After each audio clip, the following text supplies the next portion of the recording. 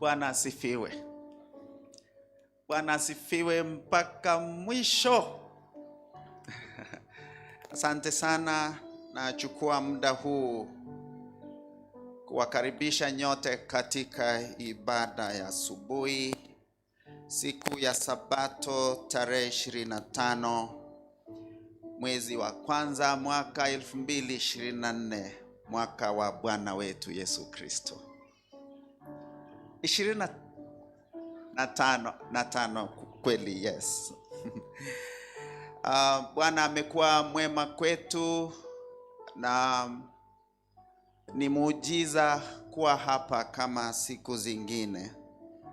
Leo ni Sabato ya uhuru wa dini, religious liberty, ambayo imewekwa katika kalenda ya Waadventista duniani kote. Katika constitution ama katiba ya ulimwengu kuna kipengele kinachosema kila mtu ana uhuru wa kuabudu. Na siku hii tunasherehekea siku hii, lakini tena tunajikumbusha kwamba uhuru wa kuabudu umewahi kuwa na shida katika siku ambazo zimepita, na katika unabii wetu tunakumbushwa kwamba siku moja kuna uwezekano kwamba uhuru utaanza kufinywa.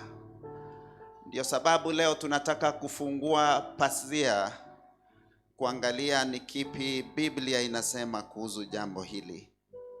Nataka kuwakaribisha wote. Kuna ndugu na dada zetu ambao wanahudhuria ibada zetu na wananyamaza tu, hawataki kujulikana, wanakaa kati yetu, lakini Bwana asifiwe, siku moja tutakutana mbinguni. Bwana asifiwe. Kuna watu hapa kweli siku ya kwanza kuwaona ni katika ufalme wa Mungu, na watasema mimi nilikuwa nashiriki katika Kisii Central. Tunawakaribisha na tunaheshimu uhuru wenu wa kunyamaza, lakini tena tunawahimiza kwamba tafadhali tushirikiane pamoja kusukuma kazi takatifu ya Bwana wetu hadi siku ya kuonekana kwake.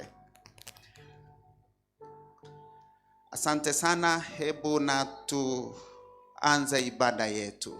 Bwana mtakatifu, wakati mwafaka huu umetupa kufungua neno takatifu. Tuweke msingi imara, kwa sababu hivi karibuni ulimwengu utabadilika. Utusaidie kusema Bwana ni Mungu wetu, tutasimama naye milele. Katika jina la Kristo tumeomba na kuamini. Amen. Siku moja nimetoka Nairobi karibu saa 6, tukafika Narok. Katika basi hilo, miaka karibu 10 imepita, tulikuwa na kijana miaka 16 hivi, kati ya 14 hadi 16, na tulipo shuka kuingia kwa kinywaji na break kidogo hapo Narok, nikasikia kijana akiuliza wapi msikiti hapa. Wakamwambia msikiti uko pande ile. Kijana akatoka ndani ya gari akasema ni saa 10, nataka kwenda kusali, mimi ni Muislamu. Wenzangu, sisi tuna vitambulisho vya taifa, tuna vitambulisho vya shule, tuna passport, tuna cheti mbalimbali, vyeti mbalimbali vinavyotusaidia katika kujitambulisha mahali popote tunapoenda. Lakini tena tunatambulishwa kwa njia nyingine, kwa miaka yetu, umri wetu. Tunatambulishwa kwa lugha tunazoongea, tunatambulishwa kwa rangi ya ngozi zetu, tunatambulishwa kupitia kwa dini, na pia tunatambulishwa kutokana na mahali tumezaliwa, na pia kisomo chetu ama jinsia na njia zingine mbalimbali. Kujua utambulisho wako ni muhimu sana. Na wasomi wengi katika masomo ya kisaikolojia wanasema kwamba ni muhimu kujijua ili ukaweze kuishi maisha ya manufaa kwako na kwa taifa lako. Kuna msomi mmoja anaitwa Helmut Lang. Helmut anasema kwamba if you really have your own identity, you will keep on doing what you think is really right for you. And you will also understand the next step you want to take. Wenzangu, kujijua ni kitu cha muhimu sana. Wewe kama mtoto, kama kijana mdogo, kama mtu mzima, ni muhimu kujua wewe ni nani. Sana sana Wakristo lazima wajue wao ni nani, kwa sababu wana jukumu maalumu katika kalenda ya Mungu wetu.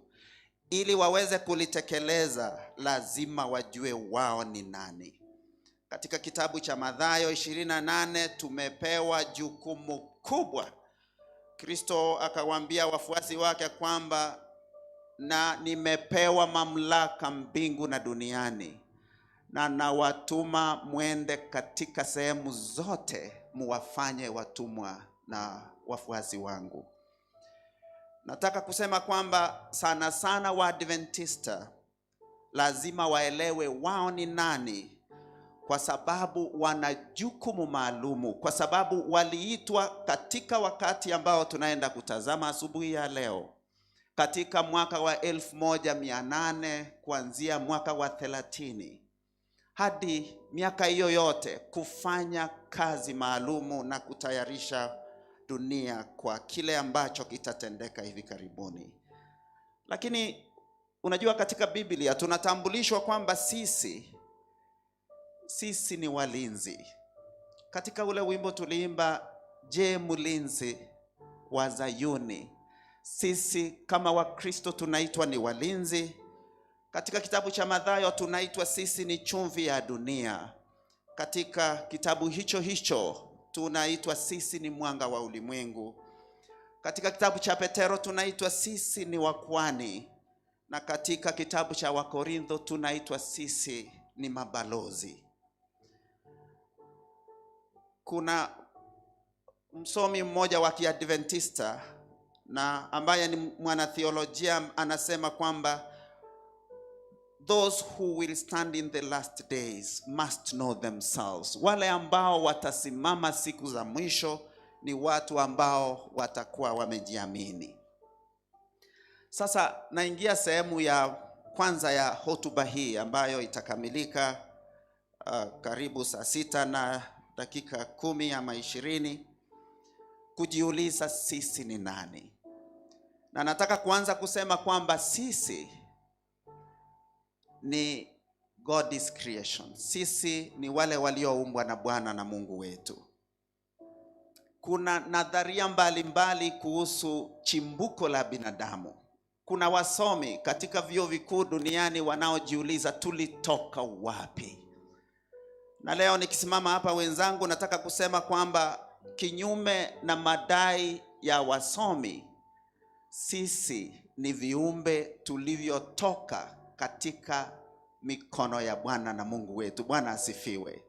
We came from the beautiful hands of our Lord Jesus Christ. Tunasoma katika Mwanzo 1 aya ya kwanza kwamba hapo mwanzo Mungu aliumba mbingu na nchi. Na tunaambiwa katika kitabu hicho katika aya ya 26 kwamba Mungu wakasema, hebu tuumbe binadamu katika mfano wetu.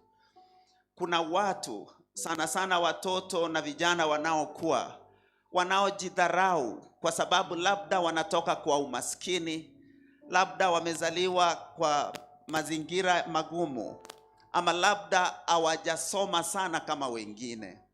Nataka kuhakikishia wenzangu kwamba nyinyi mumeumbwa kwa sura ya Bwana na Mungu wetu. Bwana asifiwe. Na kwa sababu hiyo Mungu anaweka dhamana kubwa kwa kila mmoja ambaye aliumbwa kwa sura ya ulimwengu.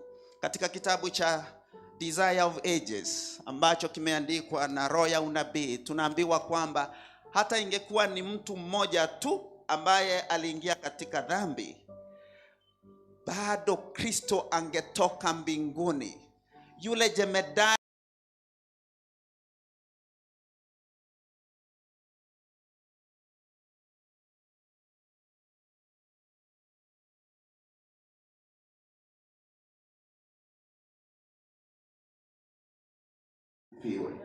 nataka kuwahimiza wenzangu kwamba sisi ni viumbe wa ajabu sana. Kuna nadharia moja ambayo inasema kwamba sisi hatukuumbwa na Mungu wetu, ambayo iliandikwa kwa kitabu kilichoandikwa na mwanasayansi mmoja Charles Darwin katika mwaka wa 1959. Akaandika kitabu kinaitwa On the Origin of Species. Na Darwin alisema kwamba sisi hatukuumbwa na chochote, lakini tulitoka kwa chembe ndogo tukaanza kuwa wakubwa hadi tukafikia mahali tuko leo. Lakini ukiangalia science, ukiangalia binadamu ni nani kwa sura yake, utashtuka kwamba binadamu is a moving miracle. Nataka kuambia kwamba kwa muktadha kwamba unajua kwamba ukiweka chuma kwa tumbo yako, chuma ikipita ingie kwa tumbo yako mahali chakula kinaingia, itayeyushwa na acid ambayo iko kwa tumbo yako, lakini hiyo acid haijawahi kukuchoma wewe. Muujiza mwingine katika binadamu ni kwamba mtoto mchanga ana mifupa 300, lakini mimi mtu mzima niko na mifupa 206. Kwamba mtoto anapozaliwa, kiumbe cha ajabu ambacho kilitoka kwa mikono ya Bwana wetu, mifupa 300, na anapoendelea kukua inashikana hadi tunakuwa na mifupa 206. Unajua kwamba kweli kila siku kwa muda wa masaa 24 sisi tunatoa cells zinazotoka katika ngozi yetu ni over 1 million cells. We shed off kila siku 1 million cells. Unajua kwamba pia wewe ni mrefu asubuhi kuliko jioni. Huo ni muujiza mwingine katika binadamu. Lakini tena unajua kwamba mapacha wanaoitwa identical twins wana harufu sawa, inafanana. Ukipata twins ambao ni identical, harufu yao ni sawa. Na mwisho unafahamu kwamba the liver inafanya kazi zaidi ya 500 katika mwili wako. Bwana asifiwe. Huo ndio muujiza. Sisi ni binadamu tuliotoka katika mikono misafi ya Bwana na Mungu wetu. Kuna wasomi ambao wanakataa kwamba sisi hatukutoka kwa chembe ndogo. Nimesoma katika jarida linaloitwa Cosmochemical Evolution and the Origin of Life katika kurasa 291.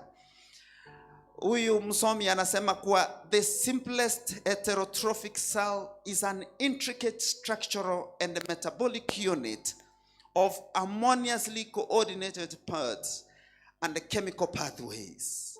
Its spontaneous assembly out of the environment, granting the unlikely simultaneous presence of all the parts, is not a believable possibility. Bwana asifiwe. Kwamba hatuwezi kusema kwamba binadamu huyu ni wa ajabu hivi, alitokea kwa ajali, kwamba hakuumbwa. Sisi ni viumbe waliotoka kwa mikono ya Bwana wetu. Katika kitabu cha Patriarchs and Prophets kurasa 113, roho ya unabii anatuambia kwamba muujiza wa binadamu kuumbwa sio kitu ambacho sayansi inaweza kutueleza sisi ili tuelewe. Anasema just how God accomplished the work of creation, he has never revealed to men. Human science cannot search out the secrets of the Most High. His creative power is as incomprehensible as his existence. Bwana asifiwe. Na tunaambiwa katika kitabu cha Deuteronomy, katika Mambo ya Nyakati 29 aya ya 29 kwamba mambo ambayo Mungu ametufunulia ni yetu, na yale ambayo ameacha siri ni yake. Na wasi wenzangu kwamba sisi ni watoto wa Mungu. Sisi tumeumbwa kwa mfano wa Bwana na Mungu wetu. Tusijidharau, tujiheshimu. Watoto wachanga wa shule, tujiheshimu kwa sababu sisi ni viumbe vya ajabu walioumbwa na Mungu wetu. Jambo la pili katika utambulisho wetu, lazima tujue sisi ni nani. Ni kwamba tuliumbwa kwa mfano wa baba wetu, lakini tena namba ya pili ni kwamba sisi ni watu waliopendwa na Bwana Mungu wetu bila masharti. Bwana asifiwe. Kuna wimbo watoto wanaimba unasema, Jesus loves me, this I know. Such a wonderful piece of music. Kwamba Baba anatupenda kupita kiasi. Na nataka kusema kwamba katika taarifa hii kwamba kanisa la Kikristo duniani kote halijawahi kuelewa upendo wa Mungu wetu. Tukiwa watoto katika shule ya msingi na ubiri, kulikuwa na wimbo tulikuwa tunaimba, upendo wa Mungu mkuu unapita lugha zote, unapita lugha zote, hata vilindi virefu. Adamu alipokosa, Mungu alimtuma mwana wake ampendaye awe mkombozi. Nataka kusema kwamba Wakristo wengi hawana uhakikisho wa wokovu wao kwa sababu hawajaelewa kiasi cha upendo wa Mungu. Nataka kusema kwamba wengine wetu katika kanisa hili na makanisa ya Kikristo duniani kote hawajaelewa uhakikisho wa wokovu wetu. Wengi wetu tunaogopa hukumu yetu. Kuna wimbo tunaimba katika Kikisii unasema, kuna ule wimbo wa hukumu, erietariane na kiririkire egetabu igoro, erietariane.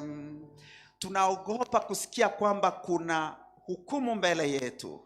Tunaogopa kusikia kwamba kuna chapa ya mnyama. Tunaogopa kusikia kwamba kuna chapa ya mnyama mbele yetu. Na kwa sababu hatujaelewa kiasi cha upendo wa Mungu na kile Mungu ambacho alifanya kwa kutupenda, na kwa sababu hiyo tunakosa raha ambayo Bwana wetu ametuamuru kuwa nayo. Ukisoma katika kitabu cha Waefeso 4 aya ya 4 inasema kwamba furahini katika Bwana, nasema tena furahini. Bwana asifiwe. Lakini kila siku ninapotembea kuja hekaluni, siku zingine napata watu wameshtuka, wanatembea kwa taratibu kwa sababu hawana uhakikisho wa wokovu wao. Lakini leo niko na habari njema kwenu. Nataka kusema kwamba Mungu ametupenda na upendo wa ajabu.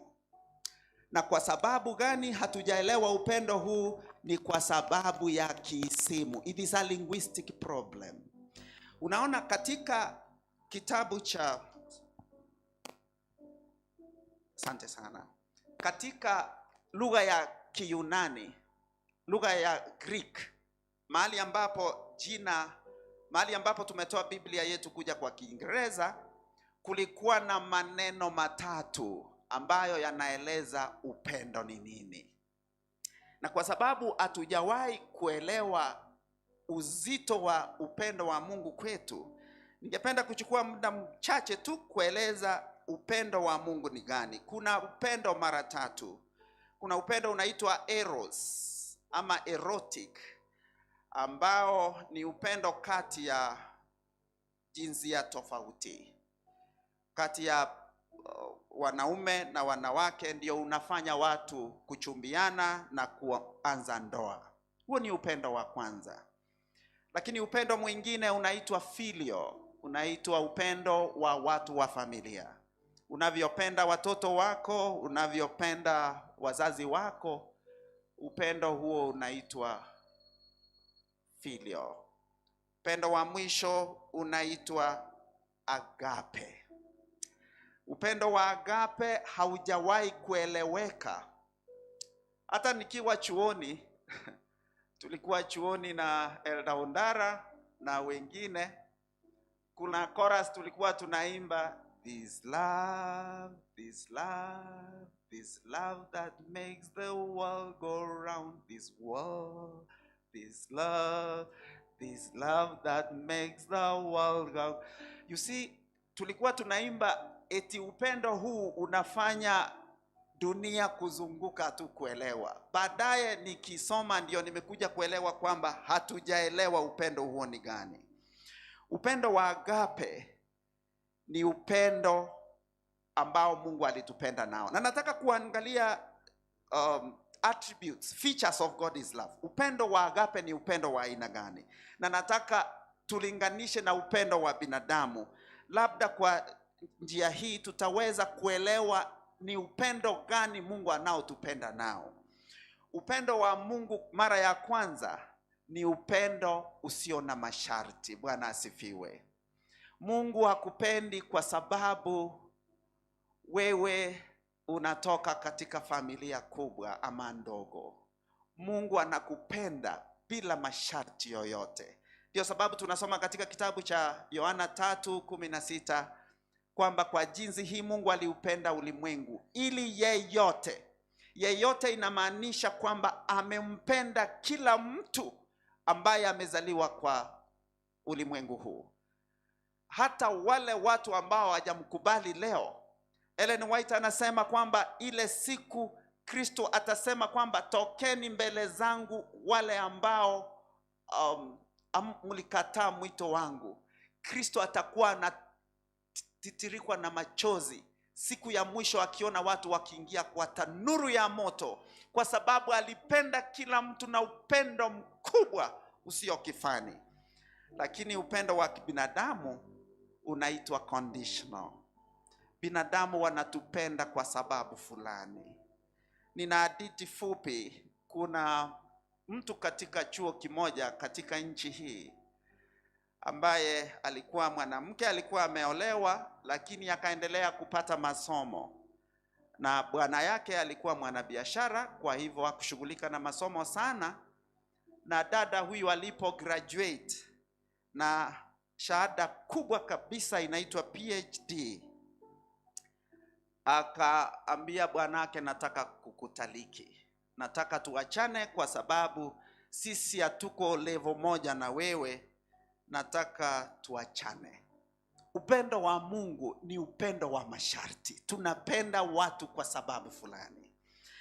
Attribute ya pili kuhusu upendo wa Mungu ni kwamba ni upendo wa milele. Bwana asifiwe tena. Mungu ametupenda milele. Katika kitabu cha Yeremia 31 aya ya 3, Yeremia anasema kwamba I have loved you with an everlasting love. How can I give you up? Nimekupenda na upendo wa milele. Ndugu zetu, Bwana anawapenda. Ndugu zangu, Bwana anawapenda. Anawapenda kupita kiasi. Kwa sababu kuna watu saa zingine wanapata shida, wanafikiri Mungu ako wapi. Kuna mtu ameandika kitabu anaitwa Elder Philip Yancey kutoka Marekani, ameandika kitabu kinauliza Where is God when it hurts? Na anatuuliza kwamba wewe uko kwa shida, unafikiri Mungu amekuacha. Unauliza Mungu alikuwa wapi? Lakini Mungu tena, Philip anauliza Mungu alikuwa wapi wakati mtoto wake alipokuwa anatandikwa micheledi na kupigiliwa misumari katika msalaba. Anasema Mungu has never left you. Bwana asifiwe. Lakini upendo wa binadamu ni upendo wa siku chache. Nakumbuka miaka karibu 10 katika chuo kimoja, kuna msichana na mvulana waliokuwa marafiki. Kijana alikuwa anakaa Nairobi, akasikia msichana anamdanganya. Kijana akawa na hasira kubwa, akasema nitamuonyesha kilichomtoa kanga manyoya shingoni. Kijana akanunua shoka hapo Nairobi, akalichukua kwa hawa watu wanaonoa visu na panga kwa town hapo mjini. Akanoa kisu, akachukua gunia, akaweka ndani, akapanda gari hadi chuo kile ambapo yule msichana alikuwa anasoma. Na muujiza wa miujiza, kijana akaweza kumuua yule msichana, kwa sababu upendo wa binadamu ni wa siku chache, lakini God's love is everlasting. Bwana atakupenda kila siku hadi siku ya mwisho, ama hadi siku utakapolala kaburini ukingoja kufufuka kwako. Ya mwisho, upendo wa Mungu unaitwa selfless. Sio wa kibinafsi, ni upendo unaokupenda bila kujiangalia. Ukiangalia katika kitabu cha Warumi 5 aya ya 6 hadi 10, Paulo anatuuliza kwamba wakati tulipokuwa wenye dhambi, Mungu alitupenda. Wakati tulikuwa maadui zake, Mungu alitupenda. Ameendelea kutupenda hadi wakati hatukuwa. Sisi ambao tumezaliwa katika karne ya 21 na 20, Mungu alitutazama miaka 2000 baadaye, akajua kutakuwa na Kisii Central. Nimewapenda na upendo usio kifani. Ndugu zangu, Bwana anawapenda sana. Lakini upendo wa binadamu ni upendo wa kibinafsi. Unajiangalia. Sitaki kusema hadithi nyingi, lakini nataka kusema kuna mtu alipata shida nyingi katika familia yake. Ameandika hiyo prayer katika magazine. Anasema kwamba kuna mtu aliomba kwamba akiuliza Mungu, mambo yalipokuwa vizuri kwangu, nilikuwa naangalia nyuma, naona watu wawili wanatembea, lakini leo nimesongwa na shida kila mahali. Nikiangalia nyuma, naona mtu mmoja tu anatembea, naona nyayo zangu peke yake, mtu mmoja. Mungu, kwa nini umeniacha peke yangu? Mungu akamwambia, asante sana kwa ombi lako, lakini I have good news for you. Ulipokuwa unaangalia tukitembea, kweli yule alikuwa mimi na wewe. Nilikuwa nimekushika mkono kama mtoto wangu. Lakini sasa umesongwa na shida. Unaona kama unatembea peke yako. I have good news for you. Zile nyayo unazoona sio zako, ni zangu, Mungu wako.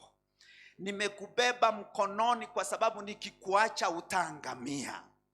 Ndugu zangu, mambo yanapokuendea mrama, God is carrying you on his beautiful hands. He will never let you go. He loves you with an everlasting love. Bwana asifiwe. Hakuna siku Mungu hajawahi kusahau. Hakuna siku atakuacha utembee peke yako, kwa sababu utaangamizwa na shida na matatizo na mipango ya yule mwovu. Jueni leo kwamba Mungu anawapenda more than tongue can tell. I wish we had the time tuimbe wimbo, His love is more than tongue can tell. His love is more than tongue can tell. The love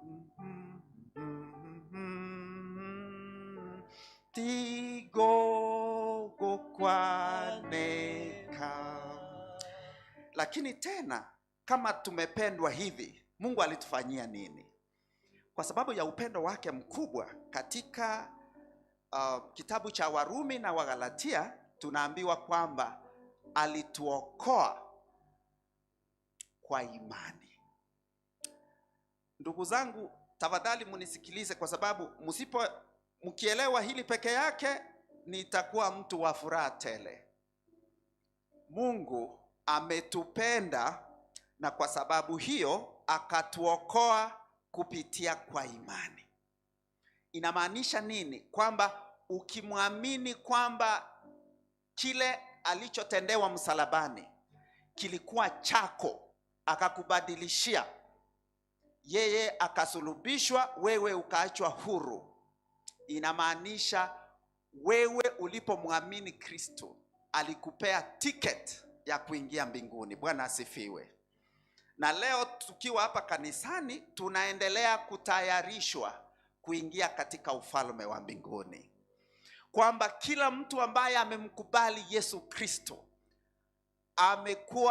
amehesabiwa haki, asivyo hajawahi kutenda dhambi hata siku moja. Lakini watu ambao wamemkubali Kristo kama Bwana na Mwokozi wa maisha yao watamuuliza, Bwana wetu ambaye umetuokoa kwa upendo mkubwa, unataka tukufanyie nini?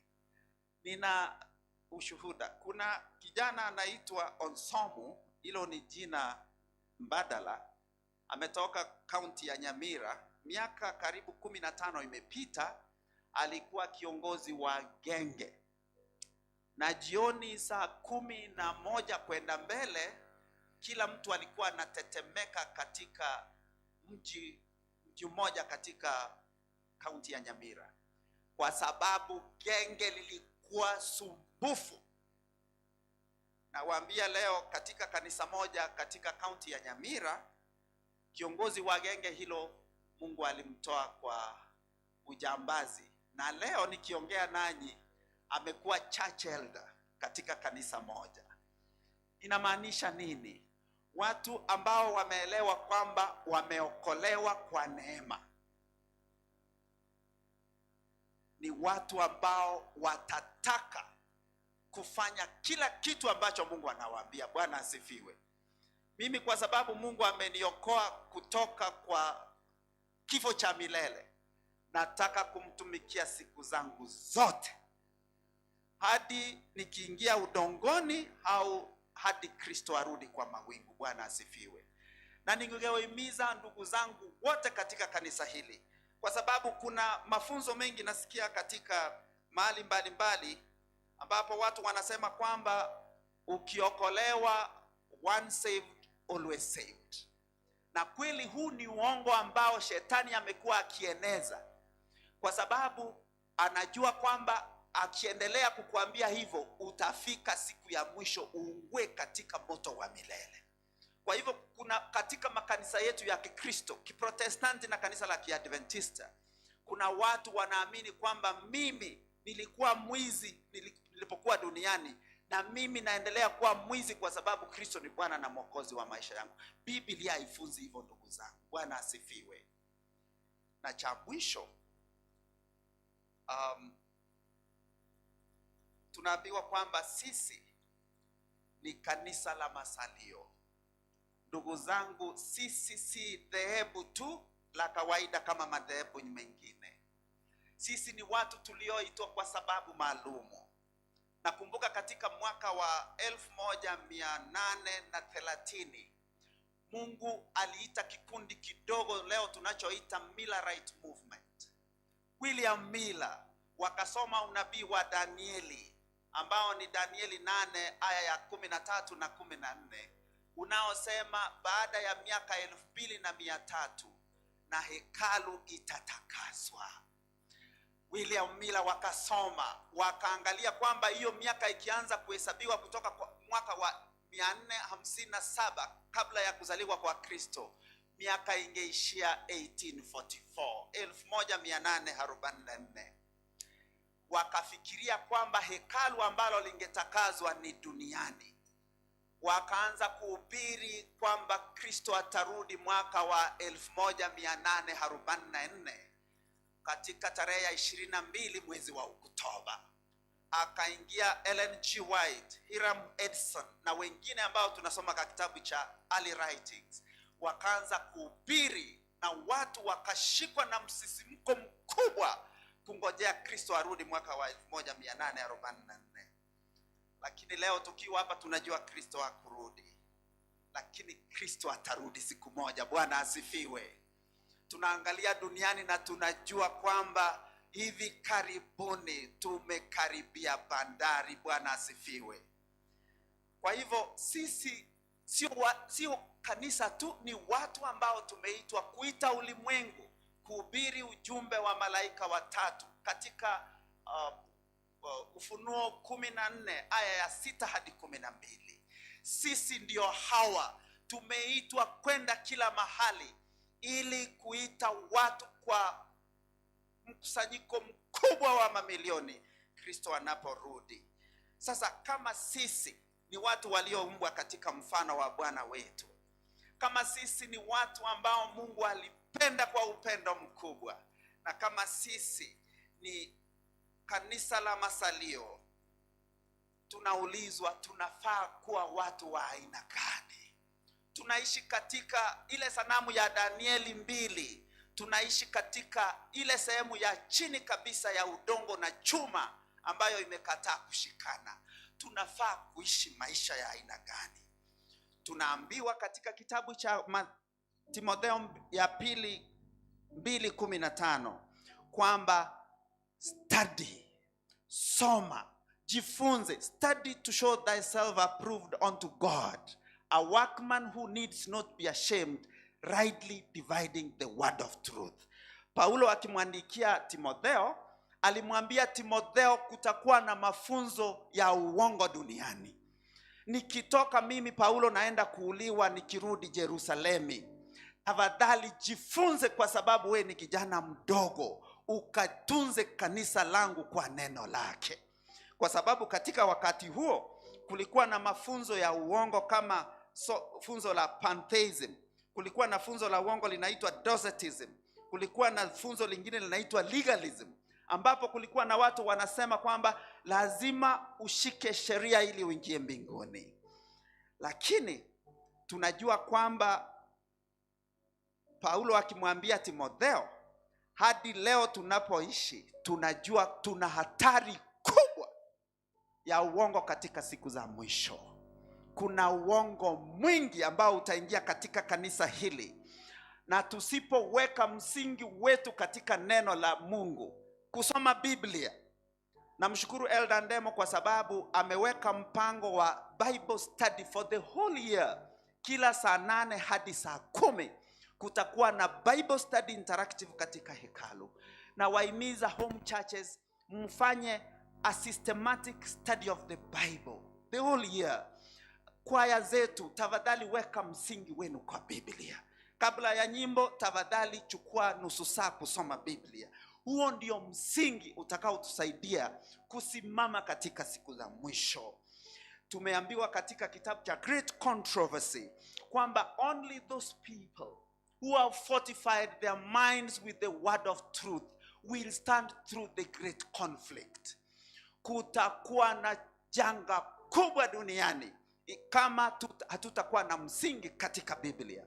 Vijana wetu, I charge you, study the Bible. Ndugu zetu wa kwaya, soma Biblia, weka msingi wenu hapo.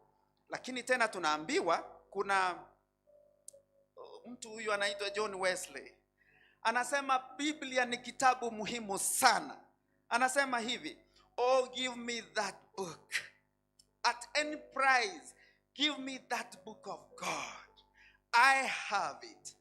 Here is knowledge enough for me. Let me be a man of one book. Bwana asifiwe. Na wahimiza tafadhali msikose hata kipindi kimoja, kwa sababu tuna mafunzo ya unabii. Tutakuwa na series of Bible study katika prophecies of the last days. Tutakuwa na mafunzo ya afya, familia. Na familia ni msingi wa kanisa hili. Familia zetu zikiwa na shida, hatutaweza kufanya kazi ya siku za mwisho ambayo Bwana wetu ametupa. Na wahimiza tafadhali msikose. Kitabu cha Biblia ni muhimu sana. Na tunaambiwa katika kitabu cha Wathesalonika wa kwanza 5:17, omba bila kukoma. Bwana asifiwe. Najua kuomba kila siku inataka a lot of discipline. Inataka mtu ambaye amejipanga, kwa sababu Ellen White anasema katika Desire of Ages kwamba hakuna mtu ambaye ni salama hata kwa sekunde moja bila kuomba. Na ajabu bila ajabu, kuna Wakristo wanaamka tu kama mnyama. Unajua ng'ombe akiamka hajui kuomba, hajui breakfast, anaamka tu anaingia kwa nyasi. Kuna Wakristo wanaangalia saa, wanatoka mara moja kutoka kwa nyumba wakiingia katika kazi mbalimbali. Maombi yamefungua milango ya jela. Maombi yalifunga vinywa vya simba. Maombi yamefungua mysteries za ajabu katika maisha ya binadamu. Na wahimiza ndugu zangu, chukua muda kuomba. Do not be too busy to pray. Sikia vile msomi mmoja S.D. Gordon anasema katika kitabu kinaitwa Quiet Talks on Prayer. Watu wako na kazi nyingi, hawana muda wa kuomba, lakini anasema the great people of the world today are the people who pray. People who take time to pray. They have not time. It must be taken from something else. That something else is important. Very important and pressing, but is still less important and pressing than prayer. Bwana asifiwe.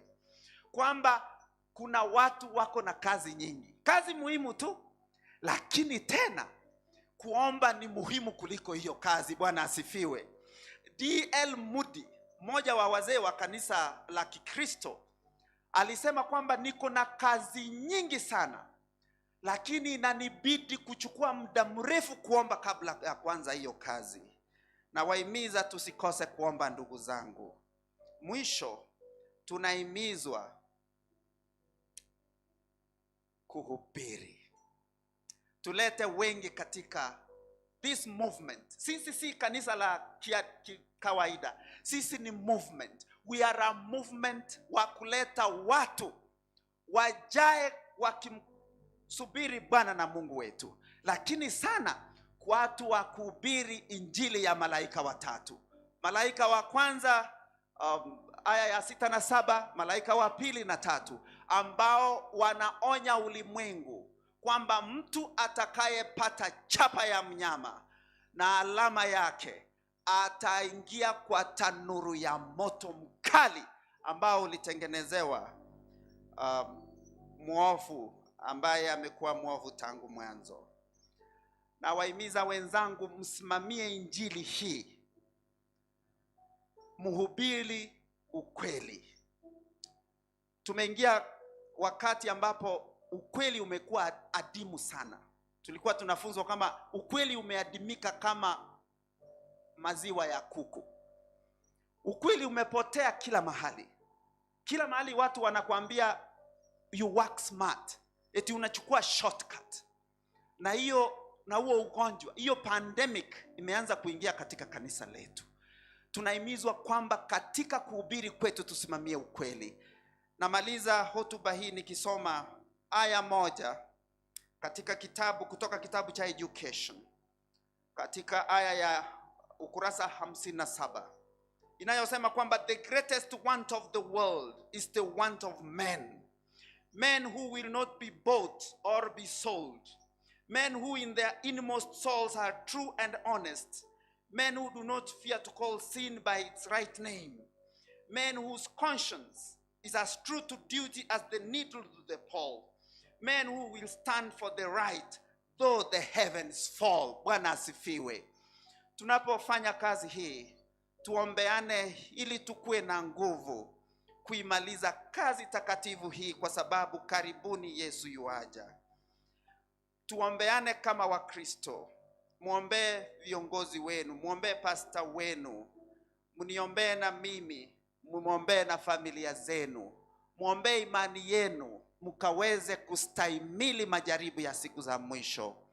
Bwana atubariki ili tupatikane waumini wa kweli anaporudi siku ya mwisho. Ndio ombi langu kwa jina la Kristo ambaye ni Bwana na Mwokozi wetu.